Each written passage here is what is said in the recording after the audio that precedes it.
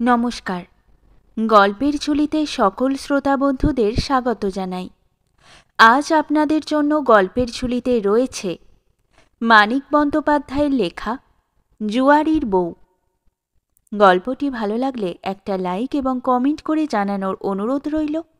আর চ্যানেলে নতুন হয়ে থাকলে আরও গল্প শোনার জন্য চ্যানেলটি সাবস্ক্রাইব করতে কিন্তু ভুলবেন না। তাহলে চলুন শুনে নেওয়া যাক আজকের গল্প। ধরিতে গেলে জুয়ার দিকে মাখনের ঝোঁক ছিল ছেলেবেলা হইতেই। তার অল্প বয়সের খেয়াল আর খেলাগুলির মধ্যে তার ভবিষ্যৎ জীবনের এমন জোরালো মানসিক বিকারের সূচনা অবশ্য কেউ কল্পনা করিতে পারিত না। বাজি ধরে না কে, লটারির টিকিট কেনে না কে, মেলায় গেলে নম্বর লেখা টেবিলে 2-4 পয়সা দিয়া ঘূর্ণমান চাকায় লেখা নম্বরের দিকে তীর ছোঁড়ে না কে। এসব তো খেলা, নিছক খেলা। তবে মাখনের একটু বাড়াবাড়ি ছিল। কথায় কথায় সকলের সঙ্গে বাজি ধরিত। লটারি টিকিট কেনার পয়সার জন্য বিরক্ত করিয়া করিয়া গুরুজনের মার খাইত। মেলায় গিয়া অন্য জিনিস কেনার পয়সা তীর ছুঁড়িবার খেলায় হারিয়া আসিত।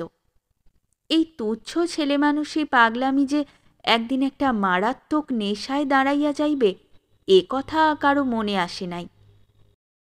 প্রকৃত জুয়া আরম্ভ হয় ঘোড়দৌড়ের মাঠে। মাখন তখন কলেজে গোটা 2 পরীক্ষা পাশ করিয়াছে। নলিনীর দাদা সুরেশ ছিল তার প্রাণের বন্ধু। একদিন সেই তাকে ঘোড়দৌড়ের মাঠে নিয়া গেল। আজ একটু রেস খেলি চ মাখন। রেস?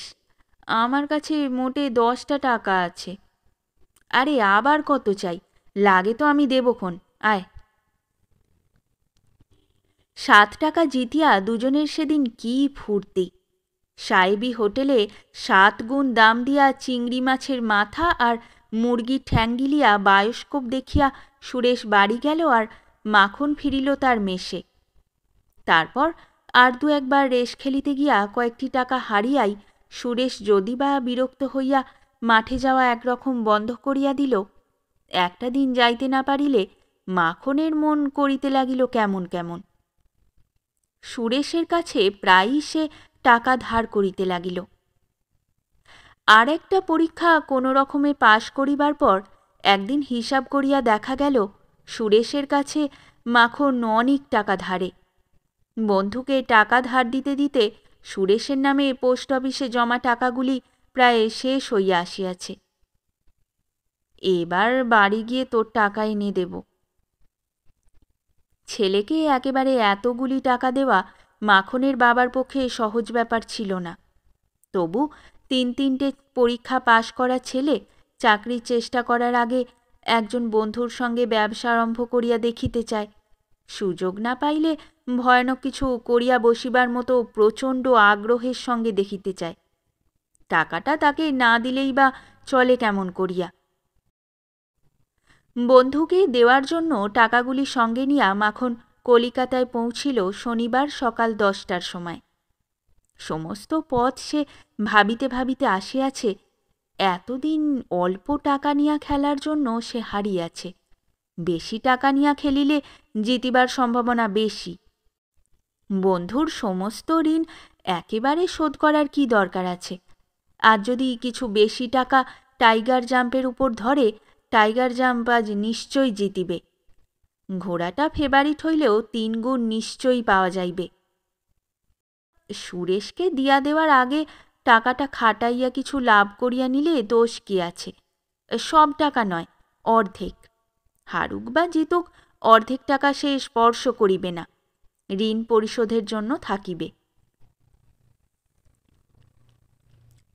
সন্ধ্যার আগে শেষ ঘোড়দৌড়ের শেষে খালি পকেটে মাখন এনক্লোজারের ভিতর হইতে বাহির হইয়া আসিল।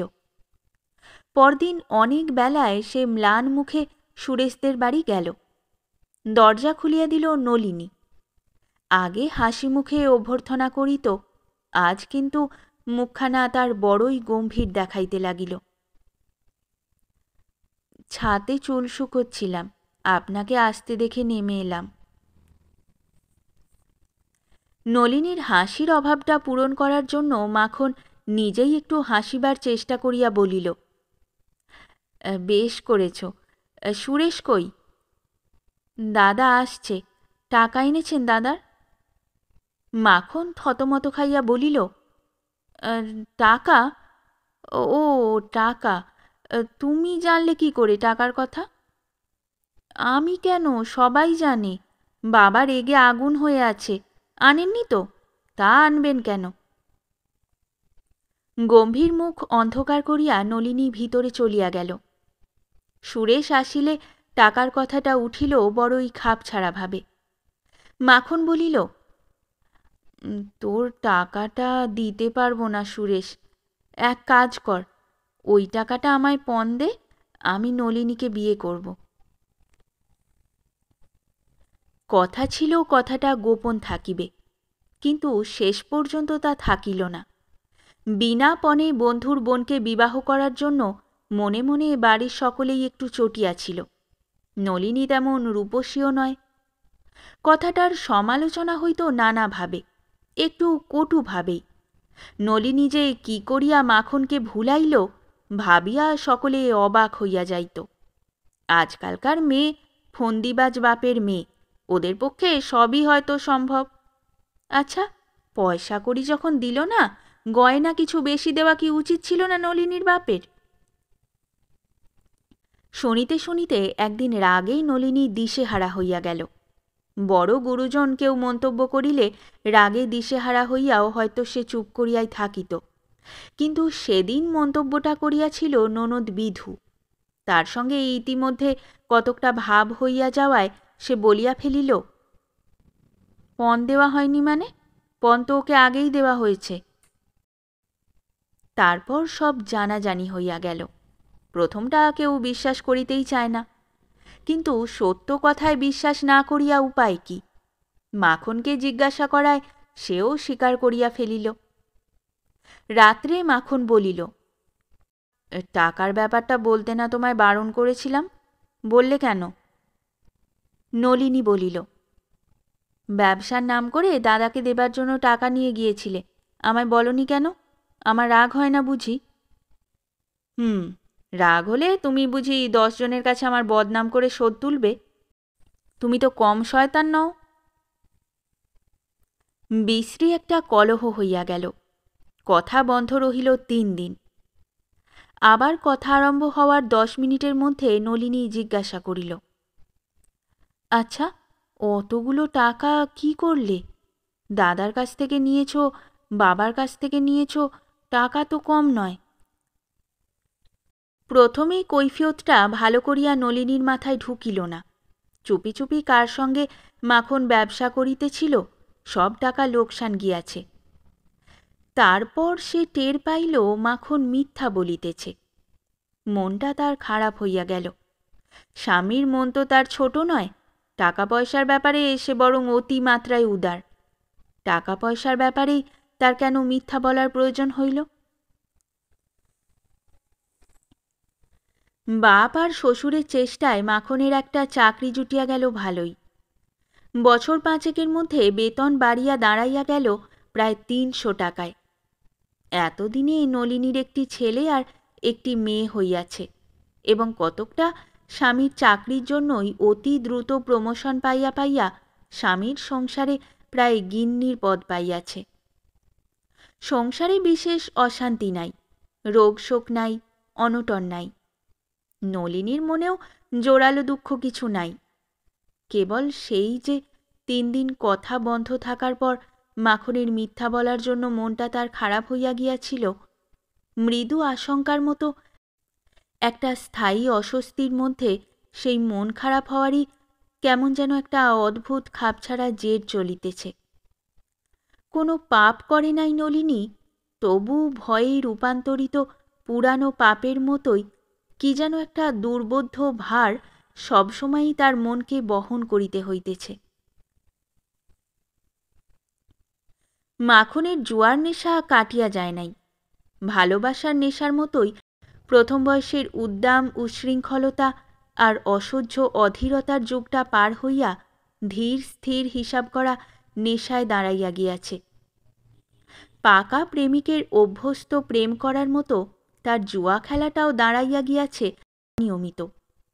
টাকা অবশ্য জমে না, অনেক স্বাদ অবশ্য মেটে না, মাঝে মাঝে বিশেষ প্রয়োজনের সময় টাকার জন্য অবশ্য সাময়িকভাবে রীতিমতো বিপদে পড়িতে হয়। তবু মোটামুটি সংসার চলিয়া যায়। মাখনের শখানেক টাকা বেতন হইলে যেমন চলিত তেমনইভাবে চলিয়া যায়। মাখনের বেতন শখানেক টাকা ধরিয়া নিলে অবশ্য অনেক হাঙ্গামাই মিটিয়া যাইত। এর চেয়ে অনেক কম বেতনেও জগতে অনেক লোক চাকরি করে। কিন্তু মুশকিল এই যে ৩০০ টাকা যে বেতন পায়, তার বেতনের ২০০ টাকা কোনো কাজে না আসিলেও বেতন তার শখানেক টাকার বেশি নয়, এটা ধরিয়া নেওয়া তার নিজের পক্ষেও অসম্ভব, আত্মীয় বন্ধুর পক্ষেও অসম্ভব। আত্মীয় বন্ধুর রাগ, অভিমান, বিরক্তি আর উপদেশ, উপরোধ, সমালোচনা এখনো চলিতে থাকিলেও নলিনী একরকম আর কিছুই বলে না। সে জানে এ রোগের ওষুধ নাই। এ কথাটাও সে জানে যে প্রয়োজন হইলে জুয়ার খরচটা মাখন কমাইয়া দিবে। কিন্তু সত্য সত্যই প্রয়োজন হওয়া চাই। পেট ভরানোর মতো, গা ঢাকা দেওয়ার মতো, রোগের সময় ডাক্তারের টাকা ওষুধ কেনার মতো খাঁটি প্রয়োজন। এরকম আসল প্রয়োজন মেটানোর দায়িত্ববোধের কাছেই কেবল তার জুয়ার নেশা হার মানে। কত কৃত্রিম প্রয়োজনই নলিনী দাঁড় করাইবার চেষ্টা করিয়াছে। কতবার কতভাবে স্বামীকে বুঝাইবার চেষ্টা করিয়াছে সংসারে এটা চাই, ওটা চাই, সেটা চাই। মাখন শুধু বলিয়াছে, আচ্ছা আচ্ছা হবে, কিন্তু শেষ পর্যন্ত প্রায় কিছুই হয় নাই। বাড়ি বদলানোর জন্য নলিনী অনেকবার ঝগড়া করিয়াছে, বলিয়াছে এ বাড়িতে আমি থাকব না, একটা ভালো বাড়িতে চলো বলিয়া রাগ করিয়া বাপের বাড়িতে চলিয়া গিয়াছে। তখন অবশ্য মাখন বেশি ভাড়ার একটা ভালো বাড়িতে উঠিয়া গিয়াছে, কিন্তু তার ফলটা নলিনীর পক্ষেই হইয়াছে মারাত্মক। কারণ জুয়ার খরচ মাখন ১ পয়সা কমায় নাই, টান পড়িয়াছে সংসারের খরচেই। আবার উঠিয়া যাইতে হইয়াছে কম ভাড়ার বাড়িতে। নলিনী বলিয়াছে, আমি ২ গাছা করে নতুন চুড়ি গড়াব। মাখন বলিয়াছে, আচ্ছা, কিন্তু তারপর ২ বছরের মধ্যে সস্তা একজোড়া দুলও নলিনীর গড়ানো হয় নাই। কারণ চুড়িও নলিনীর আছে, দুলও আছে। কিন্তু নলিনী যেদিন বলিয়াছে, একটা লাইফ ইন্স্যুর পর্যন্ত করবে না তুমি, তার ১ মাসের মধ্যে মাখন ১০,০০০ টাকার লাইফ ইন্স্যুরেন্স করিয়াছে এবং এখন পর্যন্ত নিয়মিত প্রিমিয়াম দিয়া আসিলেও বেশি ভাড়ার বাড়িতে উঠিয়া যাওয়ার ফলটা নলিনীকে ভোগ করিতে হয় নাই। ধরিতে গেলে টাকা পয়সার ব্যাপারে স্বামীর সঙ্গে তার একটা বোঝাপড়াই হইয়া গিয়াছে। তবু সেই রহস্যময় মৃদু আতঙ্কের পীড়ন একটুও শিথিল হয় নাই। কি যেন একটা বিপদ ঘটিবে, অল্পদিনের মধ্যেই ঘটিবে। কিন্তু কি ঘটিবে? মাখন একদিন জুয়ায় সর্বস্ব হারিয়া সর্বনাশ করিবে। কিন্তু মাখনের সর্বস্ব তো তার ৩০০ টাকার চাকরি। উপার্জনের টাকা জুয়ার নেশায় নষ্ট করা সম্বন্ধে সে যতই অবিবেচক হোক, চাকরি নষ্ট করার মানুষ সে নয়, সে বিশ্বাস নলিনীর আছে। তবে আরও অনেক বেশি আরামে ও সুখে বাঁচিয়া থাকার সুযোগ পাইয়াও স্বামীর দোষে কোনো রকমে খাইয়া পড়িয়া অতি গরিবের মতো বাঁচিয়া থাকিতে পাওয়ার যে জ্বালা ভরা অভিযোগ, এটা কি তারই প্রতিক্রিয়া? কিন্তু কোথায় জ্বালা ভরা অভিযোগ? রাজপ্রাসাদে রাজরানীর মতো সুখে ও আরামে থাকিবার ব্যবস্থা মাখন করিয়া দিক, এটা সে চায়, মাখনের ভালোবাসার প্রকাশ হিসাবে চায়। কিন্তু না পাওয়ার জন্য বিশেষ ক্ষোভ তো তার নাই। নলিনী তাই কিছু বলে না, সব বিষয়েই সে একরকম হাল ছাড়িয়া দিয়াছে। মাখনের সহজ সাধারণ ভালোবাসার মধ্যে একটু রোমাঞ্চ আনিবার চেষ্টায় পর্যন্ত। চেনা মানুষ স্বামী হইয়াছে, তার কাছে কি অচেনা মানুষের নাটকীয় ভালোবাসা আশা করা যায়? এতদিন ছেলে মানুষ ছিল তাই চেষ্টা করিয়াছে, বিবাহের আগে বুদ্ধি কম ছিল তাই তখন ভাবিয়াছে বিবাহ হইলে হয়তো মাখন বদলাইয়া যাইবে। কিন্তু জুয়ার নেশার উত্তেজনা আর অবসাদের মধ্যে যার মনের জোয়ার ভাটা, বউয়ের কথা কি তার মনে পড়ে? বউয়ের জন্য একবার একটু পাগল হওয়ার সময় কি তার থাকে?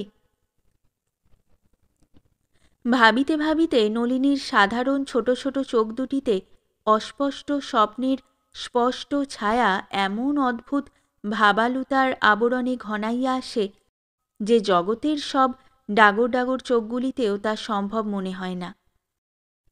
হয়তো তখন দুপুরবেলায় আঁচল পাতিয়া মেঝেতে গড়ানোর অবসরটা পাওয়া গিয়াছে। ছেলেমেয়েরা একজন খেলায় মত্ত, একজন ঘুমে অচেতন।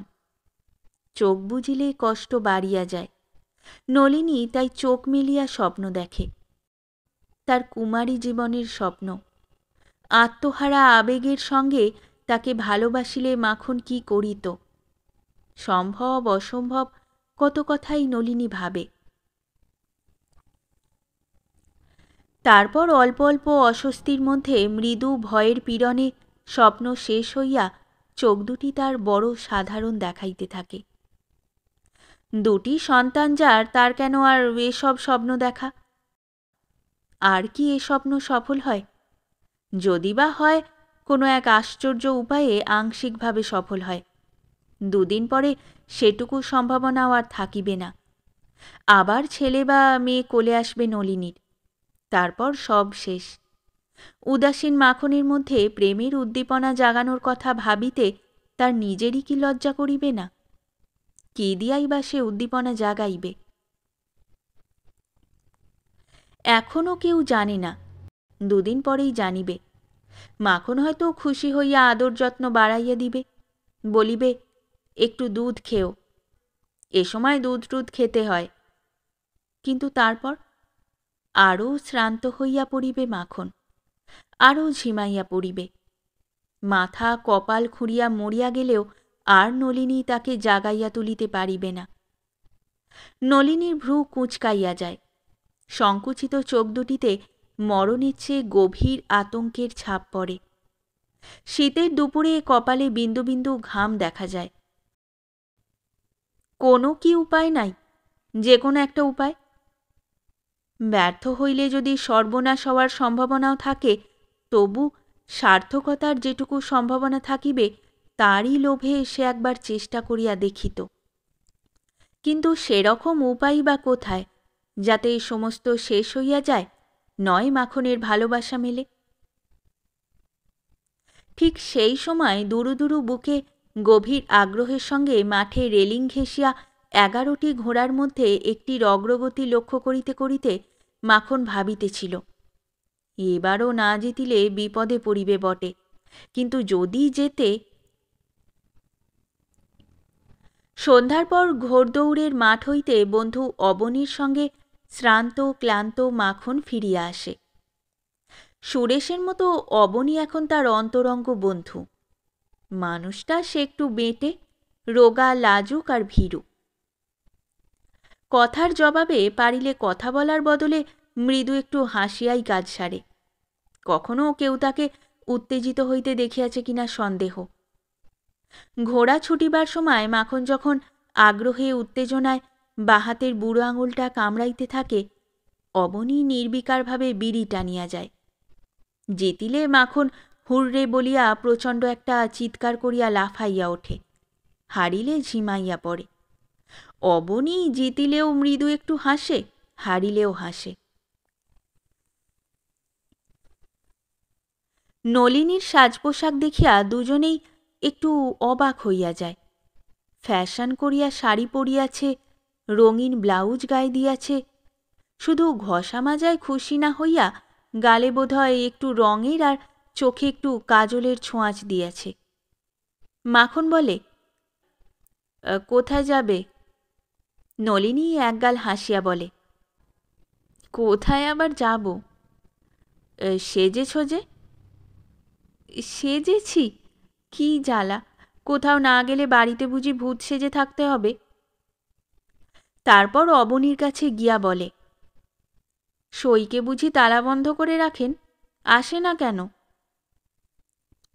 অবনী নীরবে মৃদু একটু হাসে। চলুন সইয়ের সঙ্গে দেখা করে আসি বলিয়া স্বামীর যে বন্ধুর সঙ্গে 3 হাত তফাতে দাঁড়াইয়া নলিনী সংক্ষেপে কথা বলিত, রীতিমতো তার হাত ধরিয়া তাকে টানিয়া তোলে এবং মাখনের দিকে এক নজর না চাহিয়াই বাহির হইয়া যায়। প্রাণপণে চেষ্টা করিয়াও নলিনী ভিতরের উত্তেজনা গোপন করিতে পারে না। অবনীর বউ বলে, কি হয়েছে সই? কিছু না। কোমরে আঁচল জড়াইয়া অবনীর বউ রান্না করিতেছিল। নলিনীর চেয়ে সে বয়সে বড়, কিন্তু বড়ই তাকে ছেলে মানুষ দেখায়। মানুষটা সে সবসময়ই হাসি খুশি, কাজ করিতে করিতে গুনগুন করিয়া এখনো গান করে। তাকে দেখিলেই নলিনীর বড় হিংসা হয়, মনটা কেমন করিতে থাকে। ওর স্বামীও তো জুয়া খেলে, তার চেয়ে অনেক কষ্টেই ওকে সংসার চালাইতে হয়। 2টি ছেলের মধ্যে একটি ওর মরিয়া গিয়াছে, তবু সবসময় এমন ভাব দেখায় যেন 2 দিন আগে বিবাহ হইয়া আসিয়া স্বামীর আদরে মাটিতে যেন পা পড়িতেছে না। অবনীর বউ বলে, এমন সেজে গুজে হঠাৎ? নলিনী বলে, এমনি এলাম তোমায় দেখতে। কি ভাগ্যি আমার। ভাতের হাঁড়ি উনানে চাপাইয়া হাসিতে হাসিতে অবনীর বউ কাছে আসিয়া বসে। কথা জমে না। রাত্রির সঙ্গে নলিনীর ভয় বাড়ে, ক্রমেই বেশি অন্যমনস্ক হইয়া যায়, তবু উঠিবার নাম করে না। যত রাত হইবে মাখন তত বেশি রাগ করিবে, তত বেশি নাড়া খাইবে মাখনের মন। একটুও কি পরিবর্তন আসিবে না?